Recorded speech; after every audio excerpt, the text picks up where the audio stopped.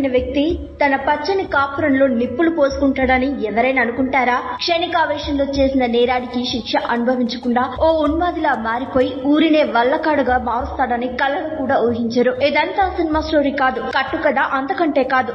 నెమ్మదస్తులు, ఉక్రోషం లేని ప్రజలుండే ఉత్తరాంధ్రలోని శ్రీకాకుళం జిల్లాలో 15 ఏళ్ల క్రితం జరిగిన ఈ భయంకరమైన క్రైమ్ న్యూస్. ఈ సంఘటన ఇప్పుడే కాదు, ఆ ఊరున్నంత వరకు ఎవరూ మర్చిపోరు.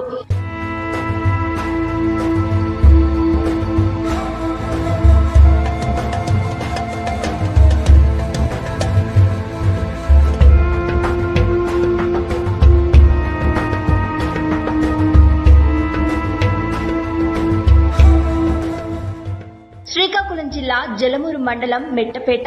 చుట్టూ పచ్చని పంటలు, పొలాల మధ్య నుండి వీచే ప్రశాంతమైన గాలి, పక్షుల కిలకిల రావాలతో మేల్కొనే ఒక చిన్న గ్రామం. అక్కడి ప్రజలకు భయం అనేదే ఉనికి లేదు. నిత్య జీవితం నిశ్శబ్దంగా, ప్రశాంతంగా సాగుతుండేది. ప్రతి ఇంట్లో ఆనందం, ప్రతి వీధిలో సాదాసీదా జీవన శైలి. కానీ 2010 నవంబర్లో ఒక ఉదయం వచ్చిన దుర్ఘటన ఆ గ్రామ శాశ్వత ప్రశాంతతను చెరిపేసింది.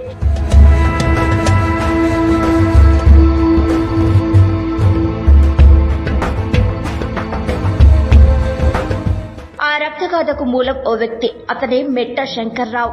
మెట్ట శంకర్రావు ఒకప్పుడు సిఆర్పిఎఫ్ లో పనిచేసిన ధైర్యవంతుడు. క్రమశిక్షణ, దేశ సేవ, నిబద్ధత ఇవి అతని గుర్తింపు. గ్రామంలోని ప్రతి ఒక్కరూ అతన్ని గౌరవించేవాళ్ళు. కానీ అతని జీవితం అనుకోని మలుపు తిరిగినప్పుడు ఆ ధైర్యం నెమ్మదిగా, కోపంగా, తర్వాత పిచ్చిగా మారిపోయింది. 2005లో జరిగిన ఒక ఘటన అతని జీవితాన్ని పూర్తిగా చీకట్లోకి నెట్టేసింది. అనుమానంతో తన భార్యను హత్య చేశాడు. అదే కేసులో అతన్ని పోలీసులు అరెస్టు చేశారు. ఈ కేసు అతని మానసిక స్థితి, కుటుంబం, భవిష్యత్తు అన్నింటినీ దెబ్బతీసింది. కొన్ని సంవత్సరాల తర్వాత బెయిల్పై విడుదలైనప్పటికీ అతని మనసులో పుట్టిన అగ్నిపర్వతం నెమ్మదిగా అగ్నిముఖంగా మారిపోయింది. గ్రామస్తులు అతన్ని జాలితో చుట్టం, కొంతమంది భయంతో దూరంగా పెట్టడం, అతని అంతర్మదనం గరిష్ట స్థాయికి చేరుకుంది.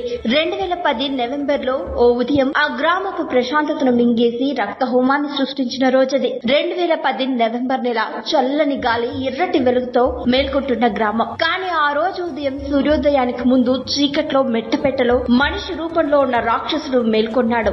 అతనే శంకర్రావు. చేతుల్లో పదునైన కత్తి, కొడవలి, నాటు బాంబులు, కళ్ళల్లో తారాడే పిచ్చి. అతని తొలి అడుగు తన ఇంటిలోకి పడింది. అభంశుభం తెలియని 2 పిల్లలు, 9 ఏళ్ల మహేష్, 6 ఏళ్ల మానస ప్రాణాల్ని కన్నతండ్రి తీస్తాడని కలలో కూడా ఎవరూ ఊహించలేదు.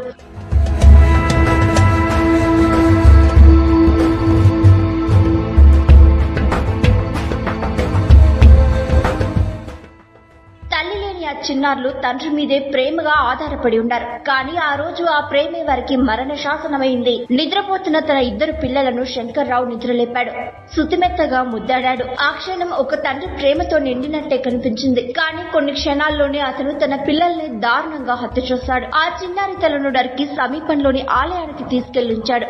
ఆ ఘోర దృశ్యాన్ని చూసిన గ్రామస్తులు భయంతో మాటరాని స్థితిలో నిలిచిపోయారు. ఒక తండ్రి ఇంత దారుణం చేస్తాడా అనే ప్రశ్న ఆ ఊరి గుండెల్లో గుణపంలా గుచ్చుకుంది. మర్చిపోలేని విధంగా ఆ దృశ్యం ఊరి జనం కళ్ళల్లో శాశ్వతంగా నిలిచిపోయింది. కానీ ఈ రక్తపాతం అక్కడితో ముగియలేదు. శంకర్రావు ప్రతీకారం తీర్చుకోవాలనుకున్న వాళ్ళు ఇంకా జీవించి ఉన్నారు. భార్య హత్య కేసులో తనపై సాక్ష్యం చెప్పిన 5 గ్రామస్తులను ఒక్కొక్కరిని వెతుక్కొని దాడి చేశాడు. అతని మార్గంలో ఎదురైన ప్రతి ఇంట్లో భయం తప్ప వేరే ఏమీ కనిపించలేదు. ఊరిలోని ప్రతి వీధి కత్తి కోసే శబ్దం, బాంబు పెళ్లిళ్లు, అరిచే కేకలతో మారుమ్రోగిపోయింది. ఆ చిన్న ప్రశాంత గ్రామం ఒక ఉదయం సాక్షాత్ యుద్ధ భూమిగా మారిపోయింది. శంకర్రావు చేసిన మారణ హోమంలో పలువురు గాయపడ్డారు. కొందరు ప్రాణాలు కోల్పోయారు. మరికొందరు ఇంట్లో నుంచి బయటికి రావడానికే భయపడ్డారు. ఇదంతా చూస్తున్న ఊరి జనం ఇది కళ లేక నిజమా అని ఒకరి మొహాలు ఒకరు చూసుకుంటున్నారు. ఒక వ్యక్తి కోపం ఎంతటి విధ్వంసం సృష్టించగలదో మెట్టపేట గ్రామానికి ఆ రోజే తెలిసింది. ఈ హింసాకాండ తర్వాత ఆశ్చర్యంగా శంకర్రావు స్వయంగా పోలీస్ స్టేషన్ కెళ్లాడు. రక్తంతో తడిసిన బట్టలు, అతని అమాయకపు చూపులు. కానీ ముఖంలో ఎలాంటి పశ్చాత్తాపం లేదు. పోలీసుల ముందు నిల్చొని నేనే చేశాను, అన్నీ నేనే చేశాను, కోపం చల్లారిన బిగ్గర స్వరంతో చెప్పాడు. అతను ఈ క్షణంలో చేసిన హత్యల కంటే ఆ చల్లదనం దేశవ్యాప్తంగా మరింత బెంగను రేకెత్తించింది. కన్న బిడ్డలను చంపిన ఓ తండ్రి ఇంత ప్రశాంతంగా ఎలా మాట్లాడగలుగుతున్నాడనే ప్రశ్న ప్రజల హృదయాల్లో మిగిలిపోయింది. సందేహమో, అనుమానాలో, ఉద్రేకమో, ఉన్మాదమో, ఉక్రోషమో తెలియదు కానీ తన బిడ్డలతో పాటు ఊరు జనంపై విరుచుకుపడి ప్రాణాలు తీసిన ఈ ప్రమాదకరమైన వ్యక్తికి 2012లో జిల్లా కోర్టు ఉరిశిక్ష విధించింది. న్యాయస్థానం ఇచ్చిన తీర్పుతో గ్రామస్తులంతా ఆనందించారు. న్యాయమే గెలిచిందని చెప్పుకున్నారు. కానీ 2 సంవత్సరాల తర్వాత 2014లో ఆంధ్రప్రదేశ్ హైకోర్టు ఈ కేసులో సాక్ష్యాలు సరిపోవని తీర్పిచ్చి అతన్ని విడుదల చేసింది. ఇదే సమయంలో న్యాయమూర్తులు అతని మానసిక స్థితి సరిగ్గా లేదని పేర్కొన్నారు. శంకర్రావుకు చికిత్సను అందించాలని ఆసుపత్రికి తరలించారు. అయితే అప్పటి వరకు ప్రశాంతంగా ఊపిరి పీల్చుకున్న గ్రామస్తుల్లో కోర్టు ఇచ్చిన కొత్త తీర్పుతో మళ్లీ ప్రాణభయం మొదలైంది.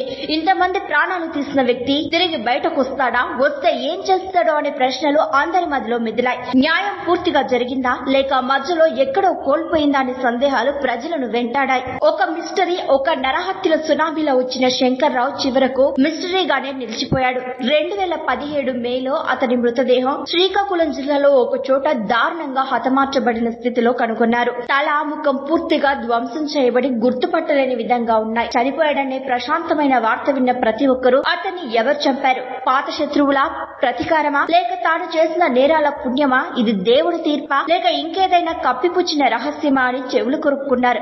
ఇంతకుముందు ఒక 7 మర్డర్స్ చేశాడు. ఆయన భార్యని చంపి అతనికి ఎగైనెస్ట్ గా విట్నెస్లు చెప్పారనే ఉద్దేశంతో తన 2 పిల్లల్ని ఇంకా 5 బంధువుల్ని కూడా చంపేశాడు. ఆ చంపిన దానిలో ఇతనికి శిక్ష పడిన హైకోర్టులో శిక్ష నుంచి తప్పించుకున్నాడు. తర్వాత ఎవరెవరైతే ఇతను కక్ష పెట్టుకుని ఉన్నాడో వాళ్ళని మళ్ళీ చంపుతాను అని గత 3 నెలల నుంచి ఫీలర్స్ని పంపిస్తూ ఉన్నాడు. దాంతో మెట్టపేట గ్రామస్తులు కొందరు వీడు బతికితే మరలా మనల్ని అందరిని చంపుతాడనే ఉద్దేశంతో ఒక టీమ్గా తయారై ఒక కార్ హైర్ చేసుకుని 12వ తారీఖు మార్నింగ్ బొబ్బిల్లో కిడ్నాప్ చేసి చంపేశారు. సర్బూజ్లీ లిమిట్స్లో బాడీని పడేశారు. ఎవరు హెల్ప్ చేశారు అది కూడా కేసులోకి వచ్చారు వాళ్ళు కూడా. అయితే వాళ్ళు మేము చంపలేదు, చంపిన వాళ్ళు మమ్మల్ని బాడీని మోయమంటే మోసినాము అని దే వర్ టెల్లింగ్. ఇది కేసు అన్నమాట. ఈ ప్రశ్నలన్నిటికీ ఈ రోజు వరకు సమాధానం రాలేదు. శంకర్రావు మరణం కూడా అతని జీవితంలానే సందిగ్ధంగా చీకట్లోనే ముగిసిపోయింది. మేట్టపేట ఈ రోజు కూడా నిశ్శబ్దంగా ఏడుస్తున్న గ్రామం. ఈ రోజుకి మేట్టపేటలో ఆ సంఘటన గురించి ఎవరైనా మాట్లాడితే ఒక భారమైన నిశ్శబ్దం అలుముకుంటుంది. ఆలయ ద్వారం వద్ద ఉంచబడిన చిన్నారుల తలలు, వీధుల్లో వినిపించిన ఆర్తనాదాలు, గ్రామం మొత్తం కప్పేసిన రక్తపు వాసన ఇప్పటికీ వస్తున్నట్లుగా జనం ముఖాలు బీతిల్లిపోయి కనిపిస్తాయి. ఈ భయానక నేరానికి సంబంధించిన వాళ్ళు ఎవరు ప్రాణాలతో లేకపోయినా అన్ని ఇంకా ప్రజల మనసులో బతికే ఉన్నాయి. కాలం గడిచిపోయినా గాయాలు మానలేదు. ఆ సంఘటన ఆ గ్రామం మీద శాశ్వత నీడలా పడిపోయింది. ఇది ఓ నరహంతకుడి కథ కాదు, మనిషి మనసు చీకటి గాథ. మెట్ట శంకర్రావు కథ కేవలం ఒక నేరగాడి గురించి కాదు, ఇది మనిషి మనసు చీకటి ఎంత లోతు వరకు దిగజారగలదో చూపించే ఘోర సత్యం. మానసిక అస్థిరత, ప్రతీకారం, ఒంటరితనం కలిసి ఒక మనిషిని రాక్షసుడిగా ఎలా మార్చగలవో చెప్పే భయానక అద్దం. న్యాయం ఆలస్యమైనా తప్పించుకోలేనిదని చూపించే ఉదాంతం. రక్తం చివరకు రక్తాన్ని పీలుస్తుందని నిరూపించే యథార్థ ఘటన.